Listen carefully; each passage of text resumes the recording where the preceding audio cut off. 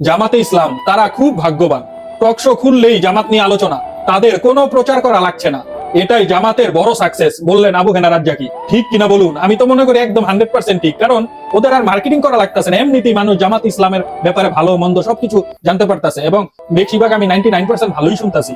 খারাপ দুই একটা আছে, এটা অস্বীকার করার কিছু নাই, তবে বেশিরভাগ আমি ভালোই শুনতেছি। আমি মনে করি বাংলাদেশের জন্য বর্তমান প্রেক্ষাপটে জামাত ইসলামের উপর আর কোনো ভালো দল নেই। আর বিএনপির হাতে দেশ গেলে সেটা কি হবে আমি আর বলবো না, আপনারাই কমেন্টসে জানিয়ে যাবেন। মার্কিন রণতরী নিছক আবর্জনা, ইরানের হুঙ্কারে কাঁপছে যুক্তরাষ্ট্র। যুক্তরাষ্ট্র আরব সাগরে যে কয়টা যুদ্ধজাহাজ মোতায়েন করেছে সেগুলো আবর্জনা ছাড়া আর কিছু না, কেননা সেগুলো ধ্বংস করতে ইরানের সর্বোচ্চ 30 মিনিট লাগবে। সৌদি আরব ও পাকিস্তানের মধ্যে চুক্তি সই, এক দেশে হামলা মানে উভয় দেশের উপর আক্রমণ। মক্কা মদিনায় হামলা হতে পারে। নিজের ঘরে আমেরিকার 7 থেকে 8টা সৈন্য ক্যাম্প রাখে, বন্ধুত্বের হাত বাড়ায় পাকিস্তানের দিকে। ফন্দানি যত সব, নিজেরা তো আমেরিকার গোলাম, তাদের বোঝা উচিত আমেরিকা যাদের বন্ধু তাদের শত্রুর দরকার হয় না। ওই আমেরিকা এক সময় গ্রাস করে ফেলবে, যেমন কিং ফয়সাল আরব ইসরায়েল যুদ্ধের এক অনন্য দৃষ্টান্ত। আর বর্তমানের কিং একজন কি সেটা আমি আর বলবো না, আপনারাই কমেন্টসে বলে যাবেন। ধন্যবাদ। পুতিনের কাছে আয়াতুল্লাহ খামেনির ব্যক্তিগত বার্তা। পুতিনের সঙ্গে ওই বৈঠকে ইরানের সর্বোচ্চ নেতা আয়াতুল্লাহ আলী খামেনির একটি ব্যক্তিগত বার্তা পৌঁছে দেন। এতে পারমাণবিক সমঝোতার পথে একটি পদক্ষেপ হিসেবে এই ব্যবস্থার প্রতি ইরানের আগ্রহের কথা তুলে ধরা হয়। নতুন সব তথ্য পেতে পেজটি ফলো করুন। 54 বছর পরেও দেশ দুর্নীতিমুক্ত ও সন্ত্রাসমুক্ত হয় নাই। রাজনৈতিক দলের মুখোশ খুলে দিল ডিআইজি মোহাম্মদ আহসান হাবিব পলাশ। তিনি বলেন, কোনো অপরাধীকে ধরার পর দলগুলো অপরাধীকে ছাড়ার জন্য তদবির করে। দিনের বেলায় বক্তৃতা, রাতের বেলায় তদবির। এই জন্যই স্বাধীন হওয়ার 54 বছর পরেও দেশ থেকে সন্ত্রাস ও দুর্নীতি মুক্ত হয় নাই। আপনাদের কি মনে হয় আগামী নির্বাচনে এই দেশ কোন দলের হাতে গেলে জনগণের উন্নতি হবে?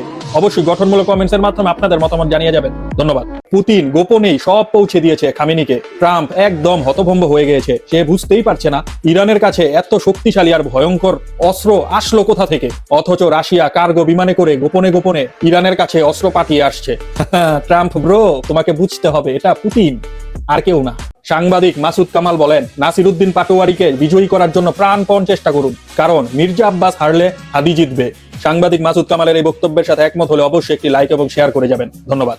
যে কারণে ইরানে হামলা চালাতে পারছে না যুক্তরাষ্ট্রের এত শক্তি থাকার পরেও হামলা চালাতে পারছে না ইরানের উপর ট্রাম্প, কেননা ট্রাম্প খুব ভালো করেই জানে ইরানে আক্রমণ করলে চীন, রাশিয়া, পাকিস্তান ও সৌদি আরব যুক্তরাষ্ট্রকে শেষ করে দিবে। নাসিরউদ্দিন পাটোয়ারি দেশবাসীর কাছে দোয়া চেয়েছেন। তিনি বলেন, দোয়া করবেন যাতে সংসদে গিয়ে আমি স্বরাষ্ট্রমন্ত্রী হতে পারি ও পুরো বাংলাদেশ থেকে মাদক উচ্ছেদ করতে পারি।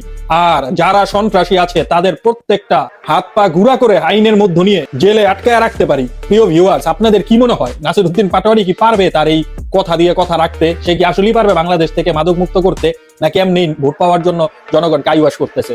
অবশ্যই গঠনমূলক কমেন্টস করে আপনাদের মতামত জানিয়ে যাবেন। ধন্যবাদ। বদর যুদ্ধ নিয়ে বিশিষ্ট হুজুরের নতুন চমকপ্রদ তথ্য।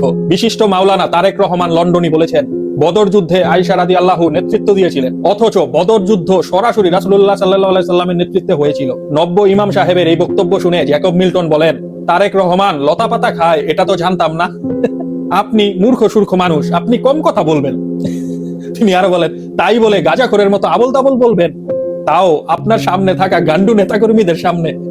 খবরটি নিয়ে আপনাদের মতামত কি অবশ্যই কমেন্টসে জানিয়ে যাবেন। একটা লাইক এন্ড শেয়ার প্রত্যাশা করছি। জেনজিকে দমিয়ে রাখার দুঃস্বপ্ন দেখবেন না। যারা একটা বালুর ট্রাক সরাতে পারেনি, নেত্রীকে মুক্তি দিতে পারেনি, যাদের নেতা ভয়ে পালিয়ে মুসলেকা দিয়ে লন্ডনে পালিয়েছিল, সেই নেতা যদি নতুন করে এসব স্বপ্ন দেখে এরকম অত্যাচার করে এদেশে জেনজিকে দমিয়ে রাখবে, তাহলে সে দুঃস্বপ্নের মধ্যে আছে। ডক্টর এস এম খালিদুজ্জামানের এই বক্তব্যের সাথে কে কে একমত আছেন অবশ্যই গঠনমূলক কমেন্টসের মাধ্যমে আপনাদের মতামত জানিয়ে যেতে পারেন। ধন্যবাদ।